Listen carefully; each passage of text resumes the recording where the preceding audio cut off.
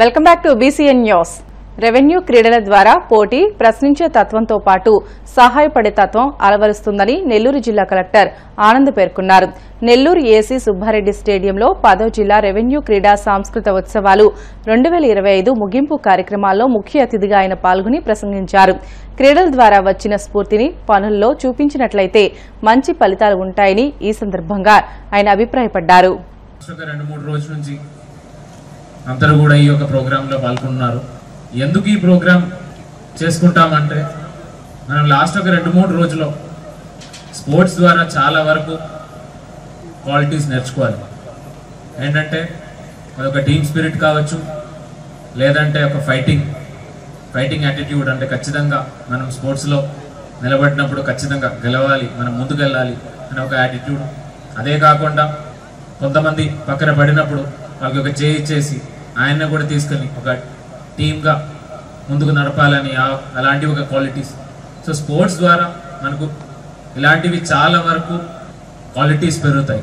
So నా request ఏంటంటే మొట్టమొదటి స్టార్టింగ్లోనే ఒక 2 మాటలు చెప్పాము. ఒకటేంటంటే మన వాళ్ళు పెద్దగా చాలా పనిలో ఉన్నారు కాబట్టి ఎటువంటి విధంగా హెల్త్ పట్టించుకోరు. సో ఆ హెల్త్ని కొద్దిగా ముందు పెట్టి ఖచ్చితంగా ప్రతిరోజు ఎంతో కొంత ఎక్సర్సైజ్ చేసుకొని మన పనిని ముందుకు తీసుకెళ్ళడానికి ఖచ్చితంగా ఆ ఒక తీర్మానం ఈ స్పోర్ట్స్ ద్వారా మీకు కొద్దిగా ఇన్స్పిరేషన్ రావాలని అనుకున్నాము. అదే కాకుండా రెండో విషయంగా ఈ యొక్క టీమ్ స్పిరిట్, స్పోర్ట్స్ ద్వారా వచ్చిన క్వాలిటీస్ అన్నీ కూడా మన ఒక్క వర్క్లో ఇన్వాల్వ్ చేసుకున్నట్లయితే ఈ జిల్లాలో ఉన్న ప్రజలకి చాలా మేలు జరుగుతాయి. ఎందుకంటే రెవెన్యూ డిపార్ట్మెంట్ సిబ్బందులు కలిసి చేసుకున్న యాక్టివిటీ, రెవెన్యూ డిపార్ట్మెంట్ సంబంధించిన యాక్టివిటీస్ కావచ్చు, సివిల్ సప్లైస్ కావచ్చు. సో రకరకాల యాక్టివిటీస్, అంటే ఇప్పుడు ఆయన చెప్పినట్టు డిసాస్టర్ మేనేజ్మెంట్ కానీ రకరకాల యాక్టివిటీస్ మన ప్రజల కోసం చేస్తాం. ఈ యాక్టివిటీస్ అన్నీ కూడా చూసుకున్నట్లయితే సుమారుగా ప్రభుత్వం నుంచి అందించిన సేవల్లో 60 నుండి 70% ఇవ్వాల్సిన బాధ్యత మన మీద ఉంటుంది. సో ఒకవేళ గవర్నమెంట్కి సంబంధించిన ఫేస్ ఎవరు అని జిల్లాలో అడిగితే వాళ్ళు రెవెన్యూ సిబ్బందులే. ఆ ఒక రెవెన్యూ సిబ్బందులు బాగా పనిచేసినట్లయితేనే ఒక జిల్లా యంత్రాంగం బాగా పనిచేశారని మనం చెప్పుకోవచ్చు. సో దానికి సంబంధించి మీరందరూ కూడా ఈ 2-3 రోజుల్లో నేర్చుకున్న క్వాలిటీస్, అదేవిధంగా ఈ యొక్క ప్రోగ్రాం ద్వారా మీకు చాలామంది మీ బ్యాచ్మేట్స్ కావచ్చు, లేదంటే జూనియర్ కావచ్చు, సీనియర్ కావచ్చు, వాళ్ళందరితో కలుసుకొని వాళ్ళందరినీ తెలుసుకోవడానికి అవకాశాలు దొరుకుతాయి, వాళ్ళందరితో కలిసి ఆడుకోవడానికి అవకాశాలు దొరుకుతాయి. పశ్చిమ గోదావరి జిల్లా పాలకులు నారాయణ స్కూల్లో గ్రీన్ డే కార్యక్రమాన్ని నిర్వహించారు. ఈ సందర్భంగా అధ్యాపకులు మాట్లాడుతూ చదువుతో పాటు వాతావరణ పరిస్థితులు, సామాజిక సేవ వంటి కార్యక్రమాలను విద్యార్థులకు తెలియజేయవలసిన బాధ్యత ఎంతైనా ఉందని అన్నారు. ప్రకృతిలో చెట్ల యొక్క గొప్పతనాన్ని వివరించే విధంగా ర్యాలీ నిర్వహించారు. సేవ్ ద ట్రీ అంటూ నినాదాలు చేశారు. చదువు వల్ల మాత్రమే పిల్లల అభివృద్ధికి వస్తారు అనేది అబద్దమని, ప్రకృతి గురించి కూడా పిల్లలకు తెలియజేయాలనే ఉద్దేశంతో అన్ని యాక్టివిటీస్ లో పిల్లల్ని ప్రోత్సహిస్తున్నట్లు తెలియజేశారు. పాలకొల్లు బ్రాంచ్ స్టార్ట్ చేసి ఇప్పటికి మనకు ఒక 15 ఏళ్ళు అయింది. ఇప్పటి వరకు మనం చేసిన కార్యక్రమాలు అన్నింటిలోని పిల్లల్ని కంపల్సరీగా ఇన్వాల్వ్ చేస్తూ ప్రోగ్రామ్ ముందుకు తీసుకెళ్తాం. ఇవాళ జరిగేటువంటి కార్యక్రమం ఏంటంటే నర్చర్ ది నేచర్, అంటే ప్రకృతికి ఇంపార్టెన్స్ ఏదైతే ఉందో అది పిల్లలకు కూడా తెలియాలి. చదువు ఒకటే కాదు, చదువుతో పాటు సొసైటీలో కావాల్సిన విలువలు అన్నింటినీ నేర్పించాలనేటువంటి ముఖ్య ఉద్దేశంతో ఈ ప్రోగ్రాము జరపడం జరుగుతుంది ఎవ్రీ ఇయర్. సో ర్యాలీగా అందరు పిల్లలు కలిసి మొక్కల్ని, పిల్లల యొక్క ఇంపార్టెన్స్, మనకి వాటి నుంచి వచ్చేటువంటి ఉపయోగాలు, సో నేచర్ని ఎంతవరకు కాపాడుకోవాల్సి ఉంటుంది, పొల్యూషన్ ఎలా తగ్గించుకోవాల్సి ఉంటుంది, ఆక్సిజన్ విలువ ఎలా పెంచుకోవాల్సి ఉంటుంది, మనకి ఉన్నటువంటి ఈ కాలుష్యాన్ని తగ్గించుకోవడానికి కావాల్సినటువంటి రూల్స్ అండ్ రెగ్యులేషన్స్, ఇవన్నీ స్లోగన్స్గా చెప్పుకుంటూ పిల్లలు ప్రతి వీధిలోని ప్రతి ఒక్క పర్సన్కి, సిటిజన్కి ఈ విషయాన్ని తెలియజేయడం కోసం ముందుకు పోతూ ఉంటారండి. సో దీనికి గాను మనకు నారాయణ సంస్థలు ఏవైతే ఉన్నాయో ఇది నాట్ ఓన్లీ ఇక్కడ బ్రాంచ్, ఈ ఒక్క బ్రాంచే కాకుండా ప్రతి బ్రాంచ్లోని ఈ కార్యక్రమం చేస్తుంది. పిల్లలతో పాటు టీచర్స్, పేరెంట్స్ అందరూ కూడా మనకి ఇందులో ఇన్వాల్వ్ అవ్వడం జరుగుతుందండి. ప్లకార్డులు పట్టుకొని పిల్లలు వాళ్ళ వెనకాల గైడ్ చేసుకుంటూ టీచర్స్ అందరూ ర్యాలీగా ముందుకు మూవ్ అవుతూ మనకు ఉన్న ప్రతి సిటిజన్కి ఈ విలువని నేర్పించాలని అనుకుంటూ ఉంటాము.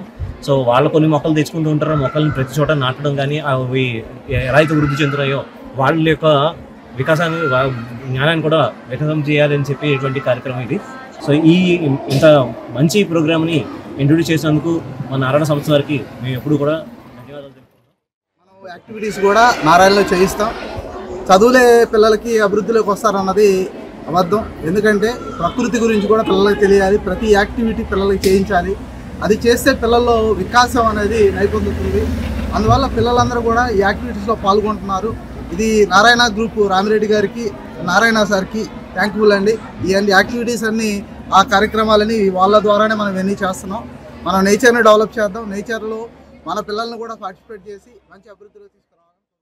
రజకుల వృత్తి, చెరువుల విషయంలో ఇబ్బందులు కలిగించేలా పంచాయతీ అధికారులు వ్యవహరించవద్దని, ప్రభుత్వ జీవోలను తప్పనిసరిగా అమలు చేయాలని రజక జనసంఘ జిల్లా అధ్యక్షులు చిలకలపల్లి కట్లయ్య పేర్కొన్నారు. మంగళవారం జిల్లా రజక నేతలు కొవ్వూరు మండలం పసివేదల గ్రామంలో పర్యటించారు. ఈ మేరకు గ్రామంలోని రజకుల వృత్తి చెరువు సమస్యలను పంచాయతీ సర్పంచ్ తుంపల్లి సింహాచలం, కార్యదర్శి భూపతి, ఎంపీటీసీ సభ్యులు కరిమర్జీ బాలకృష్ణలకు జిల్లా నేతలు వివరించి వినతి పత్రం సమర్పించారు. అనంతరం రజకుల చెరువుని పరిశీలించారు. ఈ కార్యక్రమంలో రజక జనసంఘ అధ్యక్షులు కోటిచుక్కల నాగేశ్వరరావు, కార్యదర్శి రాచకొండ అమిరాజు, కోశాధికారి బూరుగుపల్లి శ్రీనివాస్, కాకరపర్తి చిన్న వెంకట్రావు, స్థానిక రజక నేతలు, జిల్లా నేతలు పాల్గొన్నారు. సుమారు 5 లక్షల మంది రజక వృత్తిదారులు రజక వృత్తి మీద ఆధారపడి ఉన్నారు. 24/9/1954లో రాష్ట్ర ప్రభుత్వం 892వ జీవోలో ఆంధ్ర రాష్ట్రంలో ఉండే రజకులకు వృత్తి నిమిత్తం ప్రతి గ్రామ పంచాయతీలోనూ రజకులకు ఒక చెరువును కేటాయించమని, ఒకే ఒక చెరువు ఉన్నట్లయితే దాన్ని 2 పార్ట్స్ గా చేసి 1 part is allotted to the profession of rajkas, another part is to the drinking water అని చెప్పడం జరిగింది. అయితే ఇప్పటికి సుమారు 78 సంవత్సరాలైనా సుమారు ఉమ్మడి ఆంధ్ర రాష్ట్రంలో అనేక గ్రామాల్లో రజకులకు చెరువులు ఇవ్వకుండా కొన్ని గ్రామ పంచాయతీలు ఇబ్బంది పడుతున్నారు. అనేక గ్రామ పంచాయతీలు మంచి మనసుతో మన వృత్తి చేస్తున్నారు, మన బట్టలు వృత్తున్నారని మంచితనంతో 6 మంది చెరువులు ఇవ్వడం కూడా జరిగింది. అయితే ఉమ్మడి పశ్చిమ గోదావరి జిల్లాలో 909 గ్రామాలకు గాను 267 గ్రామాలకే రజకులకు ఇప్పుడు చెరువులు ఇవ్వతాయి. ఈ చెరువులు ఎందుకు ఇవ్వట్లేదనే విషయాలు సుమారు నేను ఒక 14 మంది 15 మంది కలెక్టర్ వారి దృష్టికి తీసుకెళ్లాను. అలా 14-15 మంది డిస్ట్రిక్ట్ పంచాయతీ ఆఫీసర్ వారి దృష్టికి తీసుకెళ్లాను. అయితే సమ్ డిపోస్ ఆర్ ఇష్యూడ్ సర్కార్ ఇవ్వడం జరిగింది. ప్రతి డిపో కూడా ఒక సర్కార్ ఇవ్వడం, ఆ సర్కార్ ప్రకారంగా ఏ గ్రామానికైతే మీరు చెరువులు ఇవ్వలేదు ఆ గ్రామానికి తప్పనిసరిగా ఉండని చెరువులు ఇవ్వడం. Last east Godavari depot, first ఇప్పుడు ఏలూరు డిపో కొడాని అనురాధ మేడంతో సహా అందరూ కూడా సర్కార్ ఇవ్వడం జరిగింది. 7,005, 30, 11, 87లో అప్పుడు ఒక డిస్ట్రిక్ట్ పంచాయతీ ఆఫీసర్ గారు ఒక సర్కార్ ఇచ్చారు.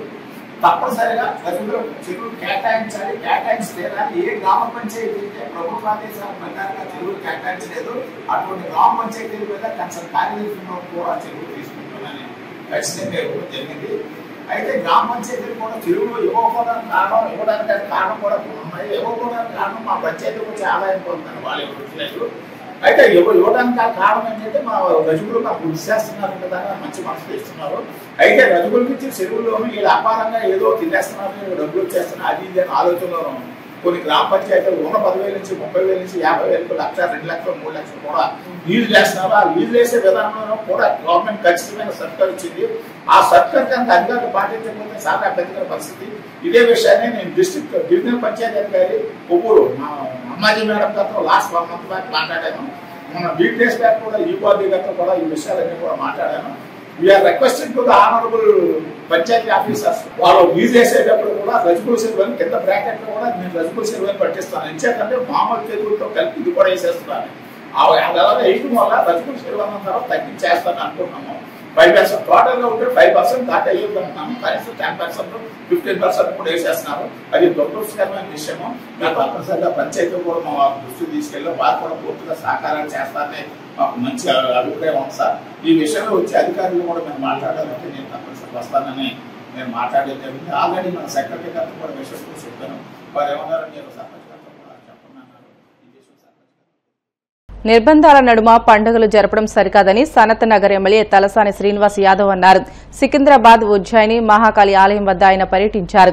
ఆదివారం బోనాల సందర్భంగా అమ్మవారి దర్శనం సమయంలో తాము ఎదుర్కొన్న ఇబ్బందులను పలువురు భక్తులు ఆయన దృష్టికి తీసుకువచ్చారు. దీనిపై ఏర్పాటు చేసిన మీడియా సమావేశంలో తలసాని మాట్లాడుతూ నిర్బంధాల మధ్య పండుగలు జాతరలను నిర్వహించడం వలన భక్తులు ఇబ్బందులకు గురవుతారని చెప్పారు.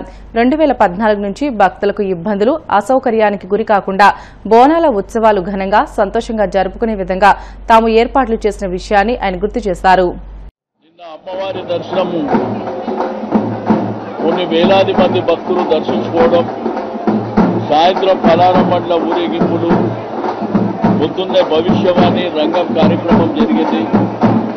బలిగంప తర్వాత అంబారి ఊరేగింపు మరి ఇప్పుడు ప్రారంభం కాబోతుంది. మళ్ళీ సాయంత్రం పలారం పట్ల ఊరేగింపు.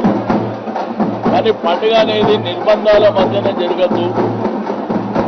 పండుగ అనేది నిర్బంధాల మధ్యన జరిగితే భక్తులు ప్రజలు ఇబ్బంది పడేటువంటి అవకాశం ఉంటుంది. కాబట్టి పండుగ అనేది స్వేచ్ఛగా భక్తులు అమ్మవారిని దర్శించుకునే విధంగా ఉండాలని చెప్పి మనం అనేక సంవత్సరాల నుంచి అందరి కోఆర్డినేషన్ తోని బ్రహ్మాండంగా చేస్తున్నటువంటిది కూడా అందరికీ తెలిసిందే.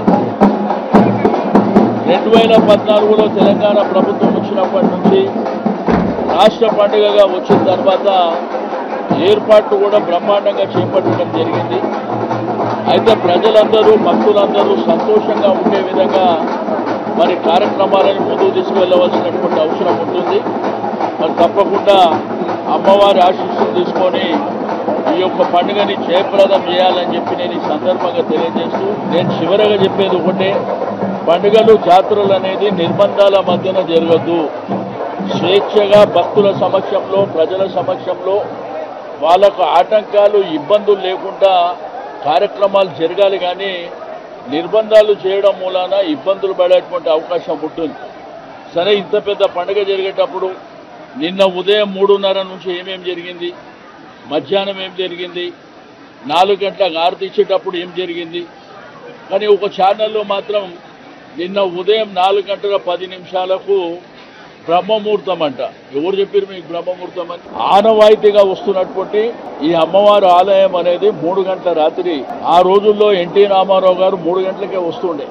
అయితే 3 గంటలకు మరి మొదటి పూజతోనే ప్రారంభమైనటువంటి కార్యక్రమాలు నిన్న డిలే జరిగింది. మరి మధ్యాహ్నం కూడా ఆరతి జరిగేటప్పుడు కూడా డిలే జరిగింది. కాబట్టి నేనేమంటా అంటే అందరం కూడా సమన్వయంతో జాతరని బ్రహ్మాండంగా జయప్రదం చేసుకోవాలి.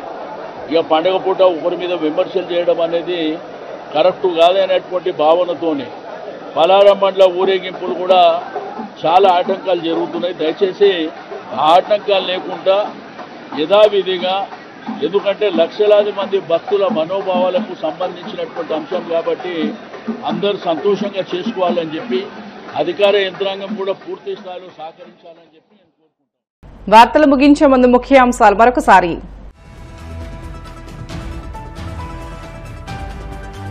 నీట్ యూజీ జేఈ అడ్వాన్స్డ్ పరీక్షల్లో జాతీయ స్థాయిలో తెలుగు విద్యార్థుల సత్తా, ర్యాంకర్లను సన్మానించిన విద్యాశాఖ మంత్రి నారా లోకేష్.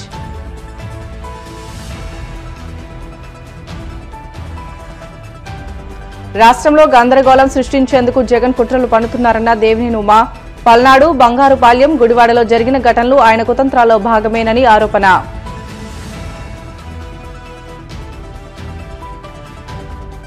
రాష్ట్రంలో అప్రకటిత ఎమర్జెన్సీ నడుస్తుందన్న వైసీపీ నేత సజ్జల. పొలిటికల్ అడ్మినిస్ట్రేషన్ పేరుతో ప్రభుత్వ యంత్రాంగాన్ని నిర్వీర్యం చేశారని ధ్వజం.